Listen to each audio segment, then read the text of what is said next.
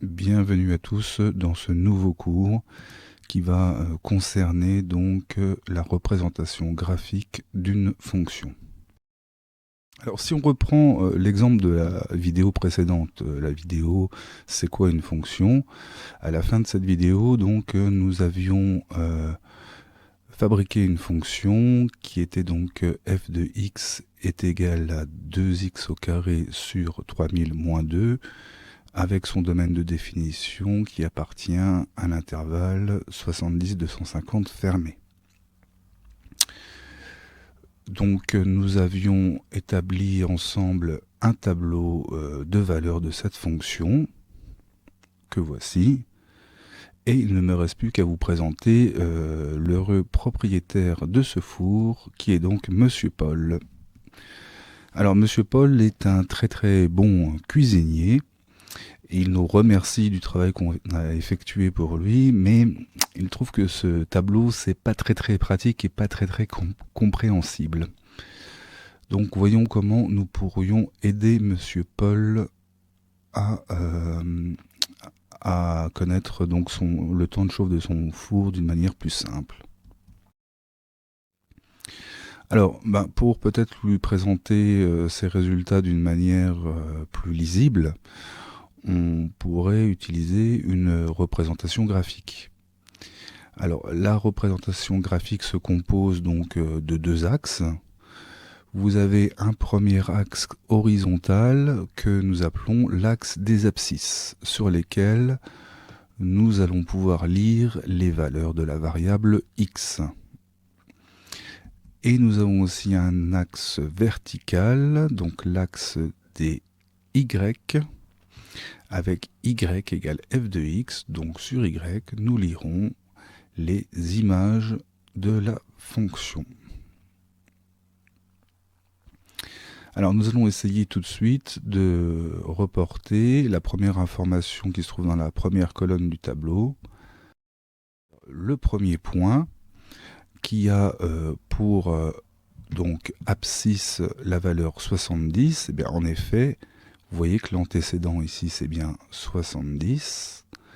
Et donc l'image qui correspond c'est 0,8. Donc les images on avait dit que c'est sur l'axe vertical des Y. Donc je suis à 0,8 ici pour le premier point. Donc c'est coordonné à ce point, c'est bien 70,08 que nous avons reporté donc à partir de la première colonne du tableau.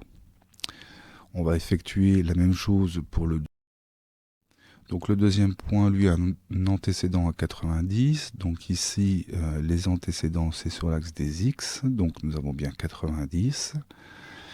Et correspond à cet antécédent 3,4. Donc les images 3,4 ici sur cet axe. Et voici donc le point qui est formé par les coordonnées 90, 3,4. Que nous avons obtenu évidemment avec cette deuxième colonne. On va faire la même chose pour un troisième point. Donc sur le troisième point, on a bien ici 110 au niveau de l'antécédent et 6,1 au niveau de l'image. Donc 110 au niveau de l'axe des abscisses X et 6,1 au niveau de l'ordonnée, donc Y qui est égal à l'image f de x. On peut procéder ainsi avec l'ensemble des points du tableau, et voici ce que l'on obtient. Alors une fois que j'ai tracé, que j'ai établi tous les points, bien, il ne me reste plus qu'à les relier. Voilà, j'ai relié tous les points et j'obtiens une jolie représentation d'une fonction mathématique, sauf qu'il manque 2-3 informations importantes quand même, donc vous n'oublierez jamais de mettre un titre donc à un graphique. Donc ici j'ai mis représentation graphique de la fonction f.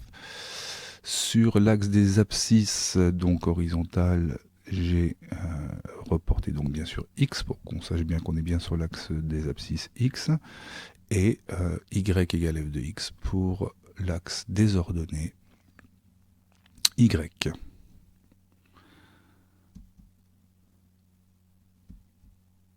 Alors, Monsieur Paul trouve ça plutôt sympa, mais il nous alerte sur le fait que c'est toujours pas très lisible pour lui, parce que il y a des x, il y a des y égale f de x, on parle d'une fonction f, mais lui concrètement, euh, pour savoir combien de temps il doit attendre avant d'enfourner un plat, c'est pas simple, et puis il se trompe tout le temps. Enfin bon, il faudrait qu'on lui propose quelque chose d'encore plus lisible.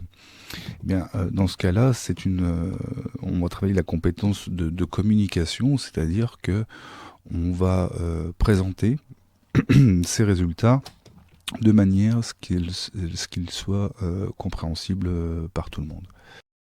Pour ça, on peut tout simplement remplacer donc x par ce qu'elle représentait. Donc ici nous avions x en antécédent, maintenant nous avons bien la température en degrés Celsius.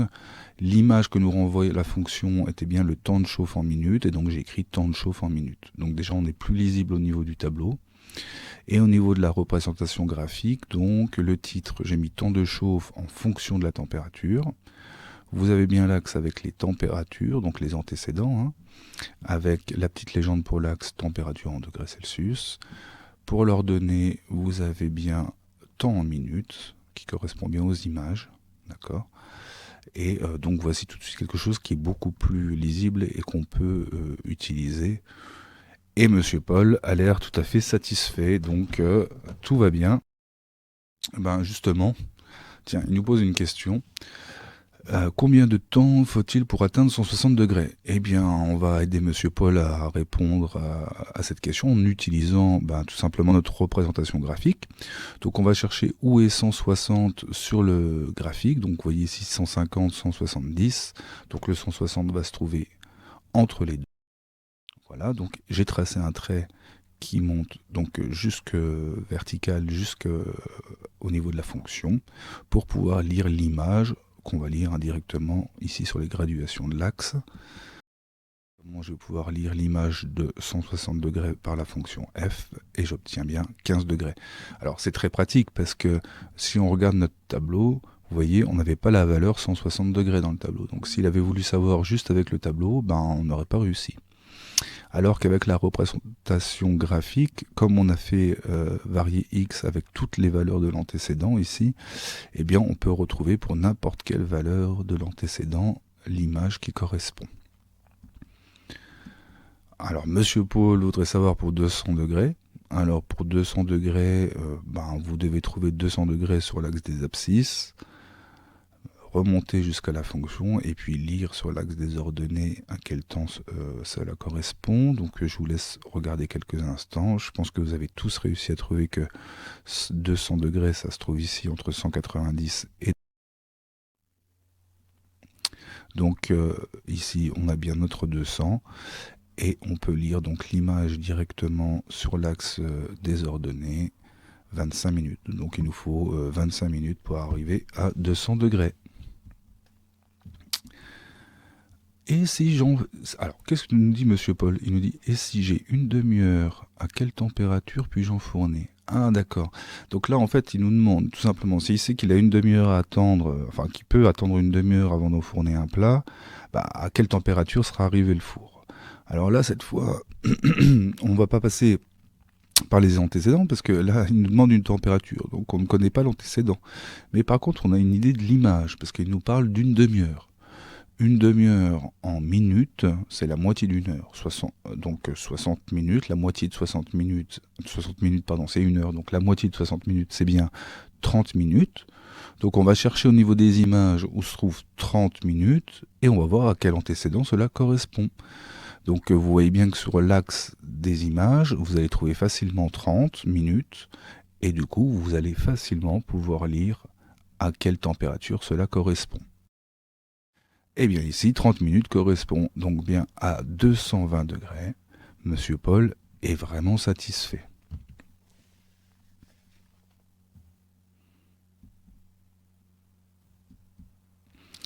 Alors, vous remarquerez qu'on peut faire une analogie entre le langage mathématique et le langage de la vie courante, puisque mon titre, par exemple, était temps de chauffe en fonction de la température. eh bien, on retrouve bien donc Y, hein, qui est bien là où on a positionné donc le temps de chauffe, hein, donc ici l'axe des ordonnées.